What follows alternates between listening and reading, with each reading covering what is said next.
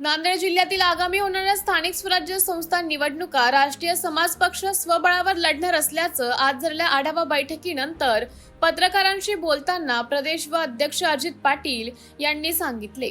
नांदेड जिल्ह्यातील पक्ष युवा जिल्हा अध्यक्ष शिवकुमार देवकते यांच्या नेतृत्वाखाली काम करत असून निश्चितच आगामी निवडणुकीत यश संपादन करण्याचा मानस त्यांनी व्यक्त केला।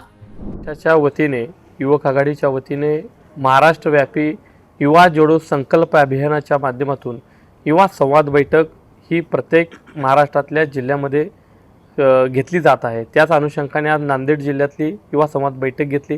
ह्या बैठकीचं एक उद्दिष्ट आहे की ह्या बैठकीच्या माध्यमातून नवीन तरुण पक्षाला जोडले गेले पाहिजेत। नवीन युवक हे पक्षाला जोडल्या गेल्यानंतरनं ह्यांच्या माध्यमातून एक चांगलं संघटन उभा राहिलं पाहिजे। आज देशातील महाराष्ट्राची राजकीय परिस्थिती बघितली म्हणजे जनजींच्या माध्यमातून काय घडू शकतं हे देशानं पाहिलं। या देशामध्ये या तरुणांनी क्रांती घडवली, म्हणजे क्रांती 2014ला घडवली होती। 2014ला ह्याच तरुणांनी सोशल मीडियाच्या माध्यमातून काँग्रेसची सत्ता देशातून राज्यातून उलथून टाकली होती आणि या देशामध्ये राज्यामध्ये भारतीय जनता पार्टी सत्तेमध्ये आणली। परंतु ह्याच भारतीय जनता पार्टीला गेल्या 12-13 वर्ष सत्तेची इतकी मस्ती आली होती की आमच्या मंत्रिमंडळातल्या कुठल्याही मंत्र्याचा कधी राजीनामा होईल असं वाटत नाही असं बिनधास्त सांगणारे मंत्री आणि ह्याच लोकांना म्हणजे शिक्षणामध्ये सुद्धा भ्रष्टाचार होतो।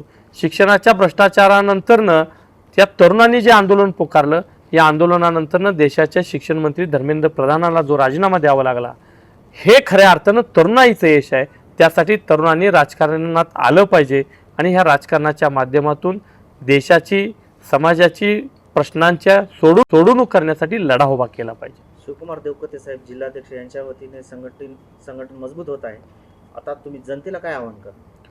मला सगळ्या नांदेड जिल्ह्यातील जनतेला विनंती आहे, आम्ही एक शिवकुमार देवकते साहेबांच्या माध्यमातून एक जिल्हाध्यक्ष या जिल्ह्याला दिलेला आहे। अतिशय एक होतकरू चांगले आणि एक जनतेचे प्रश्न घेऊन लढणारं नेतृत्व आहे।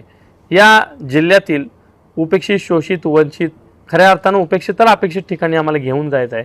त्यामुळे अशा सगळ्या घटकांनी या प्रत्येक तालुक्यातील जनतेनं या जिल्हाध्यक्षांच्या पाठीशी खंबीर उभा राहावं आणि निश्चित मला विश्वास आहे येणाऱ्या काळात जिल्हा परिषद पंचायत समितीच्या निवडणुका आम्ही त्यांच्या नेतृत्वाखाली ताकदीनं लढणार आहे स्वबळावरती आणि सगळ्यांनी त्यांच्यासोबत साथ दिली तर निश्चित परिवर्तन दिसेल। जनतेच्या मनातलं वातावरण हे मतदानातून दिसल्याशिवाय राहणार नाही।